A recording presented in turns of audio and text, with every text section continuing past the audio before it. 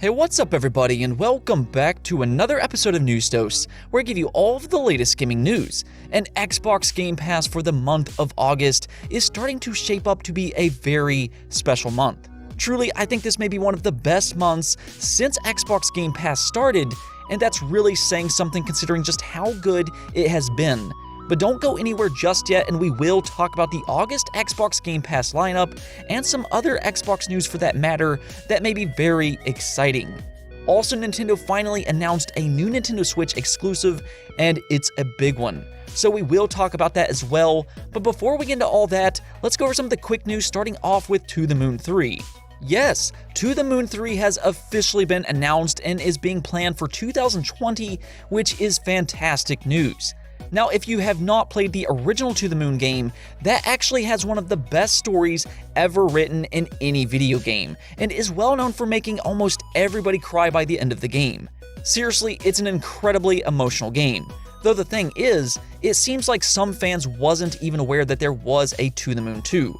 Well, that's because Freebird Games didn't exactly go with conventional number sequels, but instead named it Finding Paradise. So you can go check that out right now. The third episode, though, goes by the name of Imposter Factory, but if you did like the first game, go ahead and put this game on your Steam wishlist. I would highly recommend it myself. Also, we have a new release date for Pacer, and fans of Wipeout and F-Zero really needs to pay attention to this one. Pacer releases on September 17th for the Xbox One, PlayStation 4, and PC. Now, this was actually a Kickstarter game, and their aim is to make a multi-platform game that's a mix of both F-Zero and Wipeout. So if this is done correctly, hopefully fans of both franchises will be happy about this game. After all, it doesn't really appear that Nintendo is going to do anything with the F-Zero franchise anytime soon, and Sony closed down the developer behind Wipeout, so this may be as close to those franchises that we're going to see for some time now. Luckily, it does look good, so you may want to keep an eye out for this game. And oh yeah, you know how Square Enix and Sony announced a few days ago that Spider-Man was going to be a PlayStation exclusive for the upcoming Avengers game? Yeah, well, apparently that will not be the only exclusive item for PlayStation, and far from it. So apparently PlayStation will have access to exclusive community challenges and get 30-day timed exclusive cosmetics, such as legendary outfits, legendary emotes, epic takedowns, and nameplates for each superhero. This is actually happening with a multi-platform game, and much of the game community is not happy about this. I mean, this is a lot of exclusive content for PlayStation, and if you're a PC or Xbox gamer, you're probably wondering why you're getting the short end of the stick here. Well, I've said it a few times on this channel, but I'm not a big fan of this type of exclusive content, where publishers make a deal to keep multi-platform content from opposing platforms. I just think that's just a terrible thing to do, and by this point, I would not be surprised if PC and Xbox gamers just flat out do not buy this game. I mean, it is what it is, but if you're playing on Xbox or PC, you're being treated as a second-rate citizen, so I get why you would be a little bit annoyed by this. I will ask you though, how do you feel about exclusive content like this? Let me know in the comments below. Moving on, Scalebound just will not go away. Yeah, Scalebound is back in the news yet again, even though Xbox canceled this game back in 2017, and well, I get it. I was actually looking forward to this game myself, but from a technical standpoint, it certainly seemed rough around the edges. Still though, Platinum Games is known for making fun games like Nier Automata and Bayonetta, so fans were eagerly waiting for Scalebound. To this day, some of the community still holds hope that one day Scalebound will return. Well, Platinum Games did talk about the possibility of a Scalebound return in an interview with Game Explain, and Hideki Kamiya is urging fans to write a letter to ex-boss Phil Spencer and let him know that you want a Scalebound revival. So there you go. If you really do want this game to be revived, go message Phil Spencer himself. I will say this though, I do not expect this to work, but hey, you never know. It's worth a try at the very least. Platinum Games seems like they would like to return to the IP, but considering Xbox owns Scalebound, they have to get the okay from Microsoft first. Personally, I say go for it. The demos that they showed in the past was not perfect, but it did look like it had a lot of potential, and with that extra power from the Xbox Series X, they may be able to pull it off this time. And speaking of the Xbox Series X, one Xbox studio that I think may surprise us next generation is Obsidian Entertainment.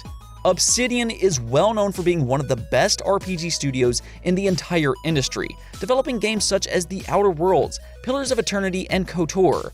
Even Grounded, which is a small survival game released last month in early access and has become a huge success. So yeah, this is a studio with a ton of talent, and for the first time ever, they will have the full backing of a major publisher with a big budget, which could really help them make an incredible game next generation. We have already seen them announce Avowed, their upcoming RPG set in the same world as Pillars of Eternity, and looks a bit like Skyrim. I'm very excited to see more about that game, and of course they're also working on Grounded and the Outer Worlds DLC. Well, apparently that's not all either, because Josh Sawyer revealed that he is directing his own project that is not Avowed. Now, we know that he is not working on any of the other announced games, so Obsidian is apparently working on another unannounced project, and the fact that Josh Sawyer is directing it is very exciting. He has worked on some of the most praised RPGs to ever be made, such as Fallout New Vegas, Icewind Dale, Pillars of Eternity, Neverwinter Nights 2, and even Alpha Protocol. He does have a very impressive resume, and it looks like we have another game to be excited for by him. Yeah, I'm really starting to think that Obsidian Entertainment was a home run hit by Xbox Studios, and I expect great things from them next generation. Moving on though, let's talk about Xbox Game Pass. They did announce the first half of the August lineup for Xbox Game Pass Ultimate, and this month is really starting to look like a special month, and I'll explain why. Now, this is just for the first half of August, so do keep that in mind, and that they will announce more later in the month. But today they did announce Darksiders Genesis, Dark Pictures Man of Medan, It Lurks Below, Xenocrisis, Trailmakers, Final Fantasy VII HD, and Undermine. I will have a picture on screen with what platform each will be available on, but Darksiders Genesis, Final Fantasy VII, and Man of Medan are the big ones here. I mean, Darksiders Genesis didn't even release that long ago, and Final Fantasy VII is an all-time great JRPG. Seriously, if you have not played that game yet, please go do yourself a favor and check that game out. With all of the Final Fantasy games heading to Xbox Game Pass though, I do kind of wonder if Xbox will try to do the same with Final Fantasy VII Remake when it releases next year for Xbox. Now that would be pretty cool. With that said, the reason this is such an awesome month for Xbox Game Pass is not just because of the games announced today. These games are just the first 15 days of the month, but we also already have 4 more games announced for the second half of August, and all of these are Xbox Game Studios games. You have Flight Simulator coming on the 18th, then on the 20th, Battletoads, and that game just looks incredible. Seriously, Battletoads is probably my most anticipated game right now. Everything about that game just looks amazing to me. Seriously, check out the combat that Rare posted today for this game on Twitter. It looks absolutely insane. Then fast forward a week later, and you have Tell Me Why and Wastelands 3, which will be out on Xbox Game Pass day 1. Yeah, let's just take a moment and appreciate what Xbox is doing here. In a 30-day period, they will have released 5 first-party games into Xbox Game Pass. That is incredible and shows you just how good of a deal Xbox Game Pass truly is. And that's not even considering that they have not announced their third-party lineup for the second half of August. This truly may be one of the best months for Xbox Game Pass, if not the very best. Really, I just cannot say enough good about this service, but I will ask you, what Xbox Game Pass game are you looking forward to the most for the month of August? On to our last topic though, Nintendo finally announced a new game, and it's a big one. Pikmin 3 Deluxe, which includes all of the DLC of the original game and new features to further improve the gameplay. Now, I know this is just a remaster, and it's been rumored for quite a while, but honestly, I think Pikmin 3 will be pretty much a new game for most people. Pikmin 3 did release on the Wii U, and that console did not exactly sell all that well. In fact, the Wii U was a failure, and we have seen Wii U remasters sell more on the Switch. Wonderful 101 is one of those games, and if I'm remembering this correct, that game's Kickstarter sold more than it did in Japan Lifetime on the Wii U. So yeah, Pikmin 3 Deluxe will be like a brand new game for the much more successful Nintendo Switch, and it will be releasing October 30th, so mark your calendars. I like what Nintendo is doing here though, bringing back some of those Wii U games to the Switch that fans may have missed. I mean, I get it, the Wii U was a failure, but it did have some pretty good games.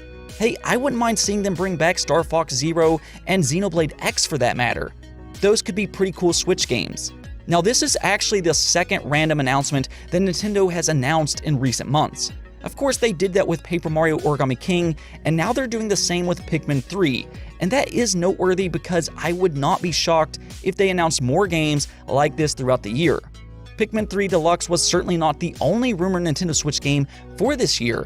There are still rumors of a new 2D Metroid game, the Metroid Prime Trilogy Remaster, and the Mario 35th Anniversary Collection. That last one is pretty much confirmed by this point, so whether or not Nintendo decides to do a Nintendo Direct or continue to make random announcements like this still remains to be seen. Nonetheless, I am glad to see Pikmin 3 head over to the Nintendo Switch. Anyways though, that's it for this episode, but if you liked the video, don't forget to bell notification and subscribe button for more content just like this. Also, if you would like to support the channel through Patreon, thank you for making this content possible. Peace out.